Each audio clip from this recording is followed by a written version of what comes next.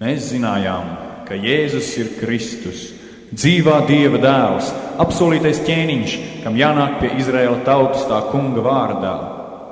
Mēs tikai gaidījām to dienu, kad viņš ņems valdīšanu savās rokās, un viņam tiks dota slava, vara un gods. Protams, arī mēs cerējām kļūt ievērojami kopā ar viņu. Ak, cik daudz mums vēl no Jēzus bija jāmācās. Un ne tikai no viņa. Dažkārt ir labi mācīties arī no citu cilvēku kļūdām. Tā par debesu valstību es mācījos no 2 brīnišķīgiem brāļiem, Jēkaba un Jāņa, un no viņu mātes.